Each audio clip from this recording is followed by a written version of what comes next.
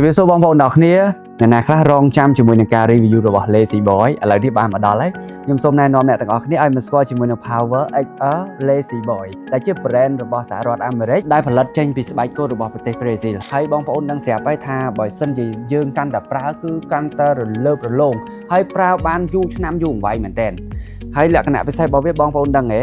គឺយើងអាចដាក់ជើងតម្រទៅមុខបាត់បែនទៅតាមចំណង់ចំណូលចិត្តរបស់យើងហើយមួយទៀតយើងអាចកាច់ផ្អែកទៅក្រោយរហូតទៅដល់ zero gravity និយាយទៅគឺ Lazy Boy នេះគឺវាងាយស្រួលគឺណែនាំខ្លាំងមែនតើគឺល្អសម្រាប់បងដែលគាត់ស្ត្រីមានផ្ទៃពោះហើយនឹងប៉ាម៉ាក់ដែលគាត់ចាស់អត់មានកម្លាំងណាគឺវាផ្ដល់ភាពងាយស្រួលសម្រាប់ពួកគាត់អញ្ចឹងបងប្អូនអ្នកគ្នាដែលកំពុងតែស្វែងរកកៅអី Lazy Boy ដែលមាន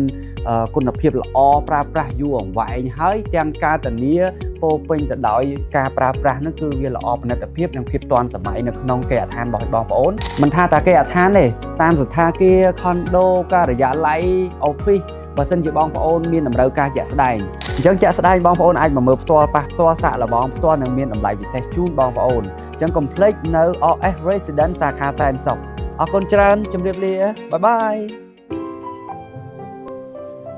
RS Residence អ្នកផ្ដល់លំនៅស្រ័យដំណេកស្រួលគេងស្រួល